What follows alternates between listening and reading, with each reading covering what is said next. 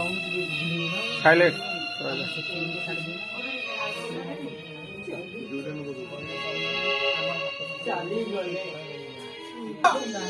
काका मोर भूल ହେଇଯାଇଛି काका मोर भूल ହେଇଯାଇଛି ମୁଁ ଭଗବାନଙ୍କୁ ଚିହ୍ନି ପାରିଲିନି ମୁଁ ଠାକୁରଙ୍କୁ ବୁଝି ପାରିଲିନି ମୁଁ ଗୋଟାଏ ପାପୀ ମୁଁ ଗୋଟାଏ ବେଇମାନ ମତେ କ୍ଷମା କରିଦିଅ ମତେ କ୍ଷମା କରିଦିଅ क्षमा करिदियो काका क्षमा करिदियो अर्जुन मते क्षमा କରିଦିଅ काका मते କ୍ଷମା କରିଦିଅ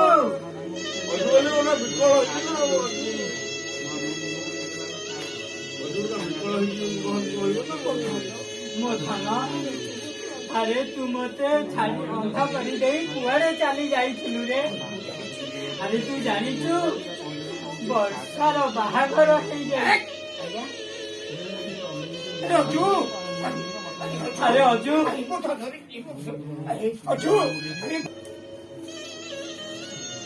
ଆରେ ଅଜୁ ଆରେ ତୁ ମତେ ଏକା କରିଦେଇ କୁଆଡେ ଚାଲି ଯାଇଥିଲୁ ରେ? ମୁଁ ଜାଣିଛି ତୁ ମତେ ଛାଡି କୋଉଠି ରହିପାରିବୁନି। ଆରେ ତୁ ଜାଣିଛୁ ବର୍ଷାର ବାହାଘର ହେଇଯାଇଛି।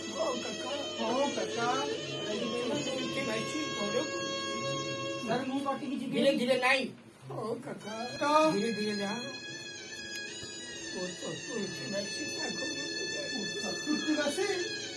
ତା ଘରକୁ ଯାଇଥିଲି ହେଲେ ସେମାନେ ତାଙ୍କ ଘର ଲୋକ ମଣିଷ ନୁହନ୍ତି ତା ସ୍ୱାମୀ ଗୋଟେ ଯୌତୁକ ଲଗେଇ ଜାନୁଆ ଯୌତୁକ ଟଙ୍କା ଦେଇପାରିଲେ ବୋଲି ସେ ମତେ ବର୍ଷାକୁ ଦେଖେଇ ଦେଲାନି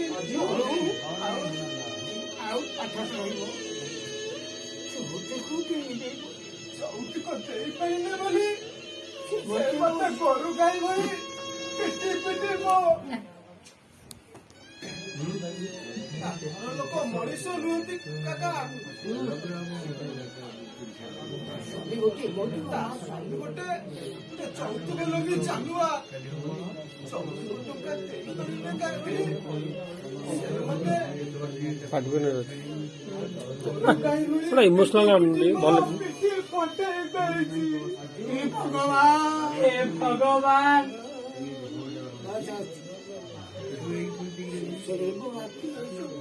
ଶେଷରେ ମୋ ଆଖି ଏସବୁ ଦେଖିବାକୁ ଥିଲା।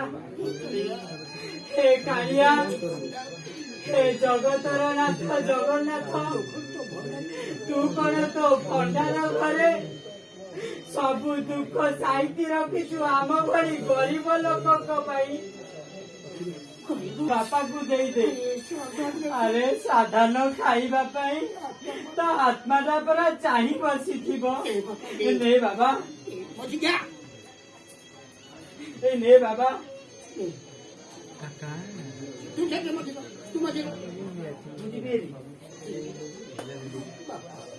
ବାପା ତମେ କୋଉଠି ଅଛ ବାପା ତମେ ଖାଇଦିଅ ତମେ ଆମ ପାଇଁ ସେତିକି କରିଛ ହେଲେ କେମିତି ହତଭାଗ୍ୟ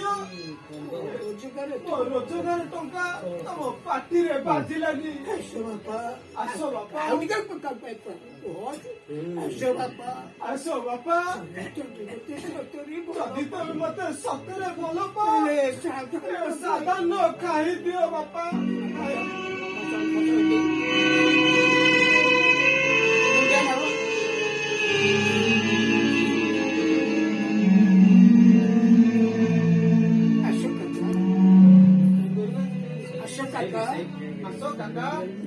ନାଇଁ